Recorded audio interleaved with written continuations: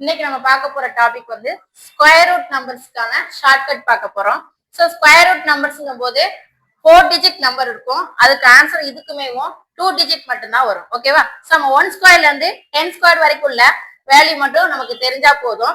ஆனா இதுல என்னன்னா 1 ஸ்கொயர்ல இருந்து 10 ஸ்கொயர் வரைக்கும் பாத்தீங்கன்னா 1க்கு 1, 2 ஸ்கொயருக்கு 4, 3 ஸ்கொயருக்கு 9, 4 ஸ்கொயருக்கு 16 வரும், 5 ஸ்கொயருக்கு 25.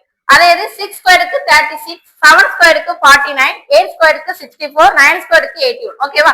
இதுல என்னன்னா யூனிட் டிஜிட் மட்டும் கொஞ்சம் ரிப்பீட் ஆகுற மாதிரி இருக்கும்.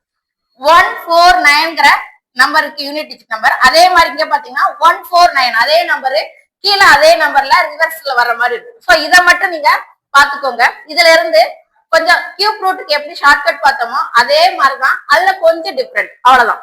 ஓகேவா? சோ ஃபர்ஸ்ட் நம்பர் பாருங்க 1156. ஸ்கொயர் ரூட்டுங்கும் போது 2 நம்பர்ஸா பிரிச்சுக்கோங்க. Last number unit digit number மட்டும் பாருங்க 6ங்கிற நம்பர். சோ 6ங்கிற யூனிட் டிஜிட் உள்ள நம்பர் ஸ்கொயர் வேல்யூ பாத்தீங்கன்னா 2 நம்பர் வரும். 4 ஸ்கொயர் 16, அடுத்து 6 ஸ்கொயர் 36. அப்போ யூனிட் டிஜிட் நம்பர் வந்து 2 நம்பர்ஸ் வரதுனால அதை அப்படி பிரிச்சு எழுதிக்கோங்க. ஒன்னு 4ல வரும், இன்னொன்னு 6லங்கிற வரும். யூனிட் டிஜிட் நம்பர் 6ங்கிற நம்பர் வந்து 4 ஸ்கொயர்லயும் வரும், 6 ஸ்கொயர்லயும் வரும். சரியா?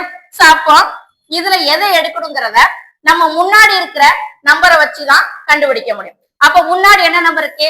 11ங்கிறது இருக்கு. சோ 11ங்கிறது ஸ்கொயர் வேல்யூல எந்த நம்பருக்கு இடையில வருதுன்னு பாத்தீங்கன்னா 3 square equal to 9, 3 square equal to 9, 4 square equal to 16.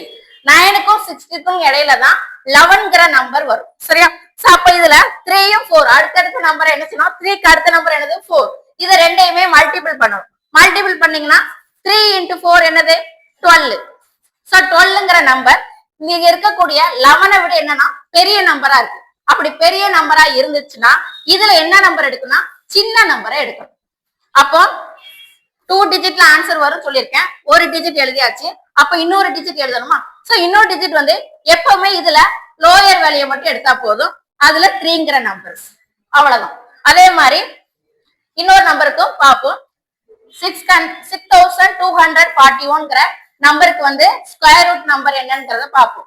ஓகேவா? சோ இதுலயும் பாருங்க யூனிட் டிஜிட் வந்து என்னது? 1ங்கிறது.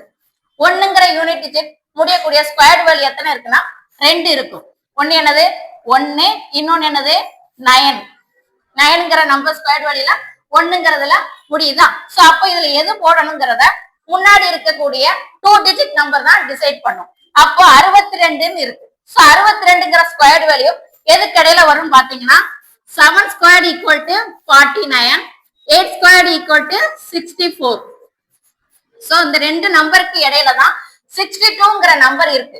சோ இப்ப இந்த 2 நம்பரை என்ன செய்யணும்? மல்டிபிள் பண்ணணும். 7 into 8 எவ்வளவு? 56. அப்போ 62 விட இங்க 56ங்கிற நம்பர் என்னன்னா சின்ன நம்பரா இருக்கிறதுனால இதுல நம்ம எந்த நம்பர் எடுக்கணும்? பெரிய நம்பரை எடுக்கணும். அப்ப 2 டிஜிட் ஆன்சர் வந்து சொல்லியாச்சு. ஒரு நம்பர் 9. அப்ப முன்னாடி உள்ள நம்பர் எதை எடுக்கணும்? இதுல எப்பவும் போல லோயர் வேல்யூ மட்டும் எடுத்தீங்கன்னா இதுல 7. அவ்வளவுதான் ஆன்சர். இந்த நம்பருக்கு என்ன ஸ்கொயர் நம்பர் வருங்கிறத நீங்க ஆன்சரை கமெண்ட்ல டைப் பண்ணுங்க. அவ்வளவுதான்.